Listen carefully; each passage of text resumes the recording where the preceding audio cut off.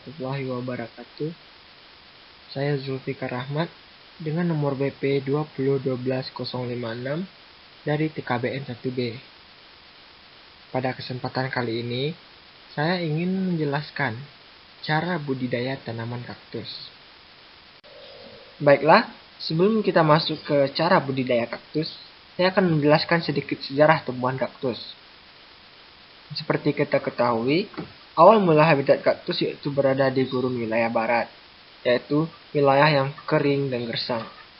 Namun, seiring dengan berjalannya waktu, tanaman ini akhirnya menyebar ke seluruh penjuru dunia. Kaktus sendiri memiliki beragam jenis. Ada kaktus yang memiliki ukuran sangat tinggi, seukuran dengan manusia, hingga kaktus yang berukuran mini. Namun, kaktus berukuran minilah yang sering dijadikan untuk tanaman budidaya. Berikut jenis-jenis kaktus hias yang sering dijadikan koleksi.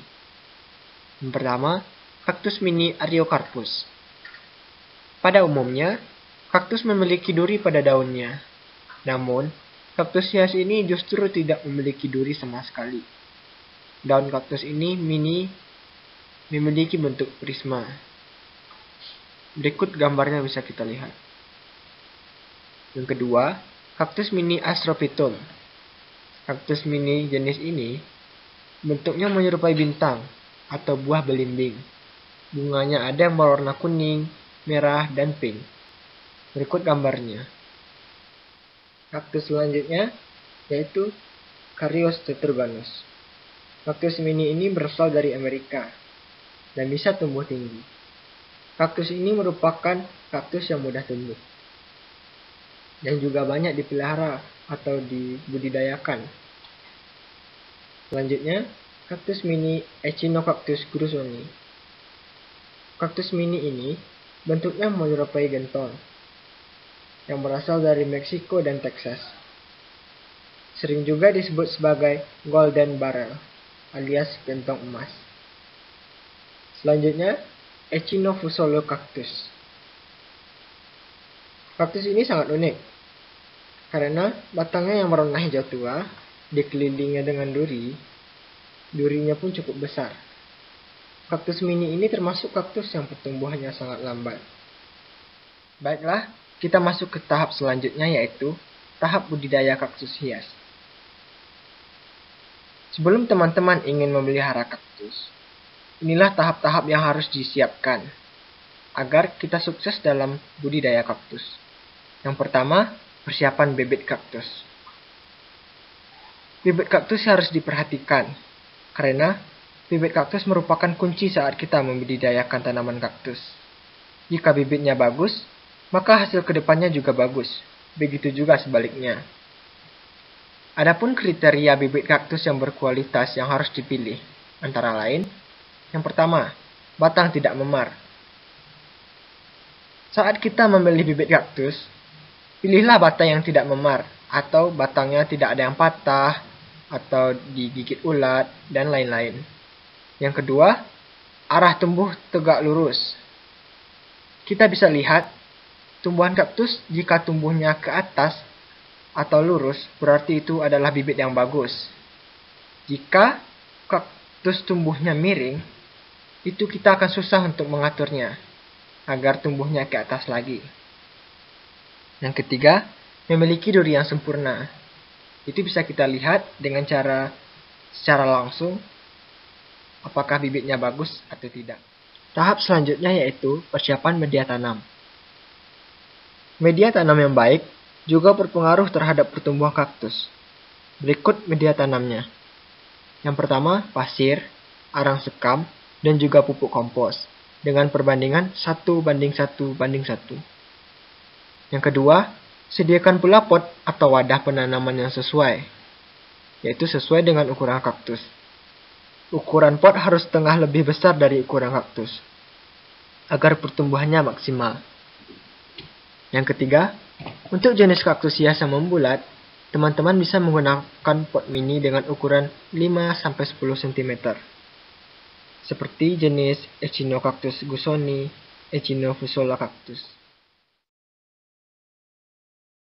Setelah kita lakukan pemilihan bibit dan media tanam, Tahap selanjutnya yaitu perawatan dan pemeliharaan kaktus. Yang pertama, lakukanlah penyiraman. Penyiraman dapat disesuaikan dengan tingkat kekeringan media tanam. Jika media tanamnya sudah terlihat kering, barulah kita lakukan penyiraman. Yang kedua, setelah 2 minggu setelah masa tanam, maka tanaman kaktus bisa dipindahkan ke wadah yang lebih sesuai, agar pertumbuhannya maksimal.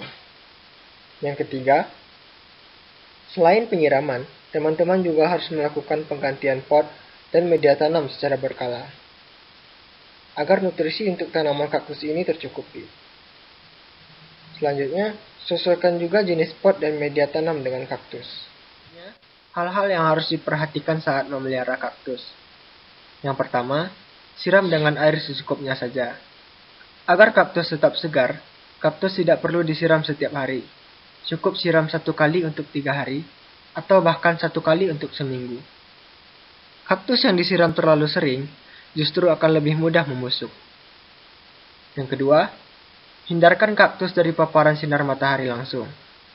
Meskipun kaktus adalah tanaman yang bisa tumbuh di tempat yang kering dan tandus, sebaiknya kaktus tidak ditempatkan di tempat yang terkena paparan matahari. Kaktus yang terkena paparan matahari akan lebih mudah layu. Yang ketiga, perhatikan suhu tempat untuk menanam kaktus. Hindari menempatkan kaktus di tempat dengan suhu terlalu dingin, karena ini bisa membuat kaktus rentan membusuk.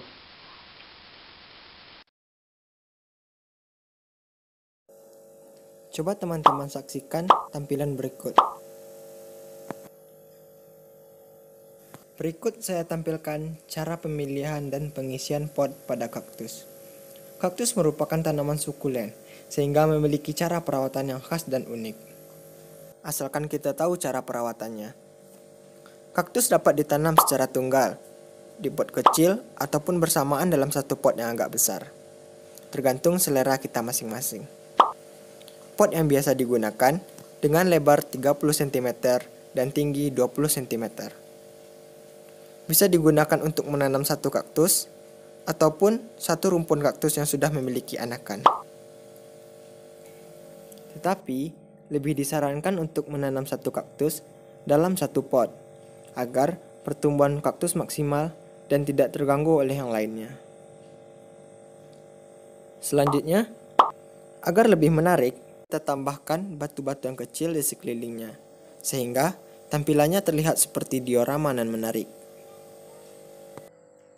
Selanjutnya, pengisian pot. Pengisian pot merupakan langkah yang tidak kalah pentingnya. Kesalahan dalam pengisian pot dapat menghambat pertumbuhan kaktus dan dapat menimbulkan kerugian. Jika teman-teman ingin terfokus dalam bidang ini untuk membudidayakan dan juga berbisnis, hal ini harus diperhatikan, karena juga dapat menimbulkan kerugian. Berikut cara pengisian pot.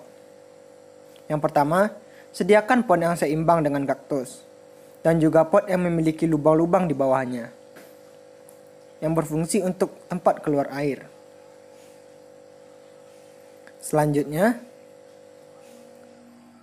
letakkan batu-batu atau pecahan untuk menahan tanah agar tidak menutupi lubang air. Kira-kira 1/3 dari pot.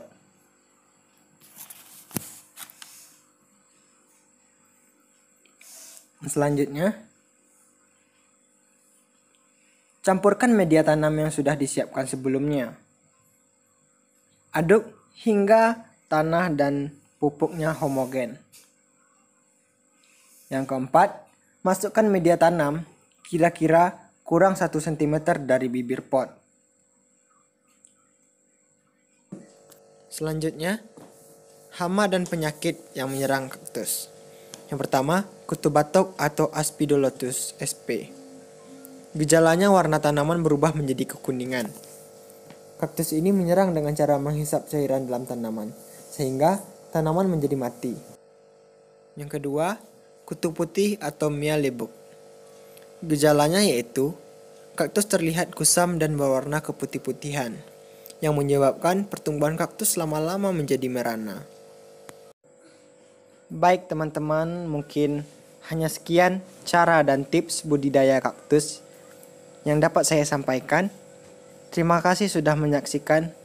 Wassalamualaikum warahmatullahi wabarakatuh.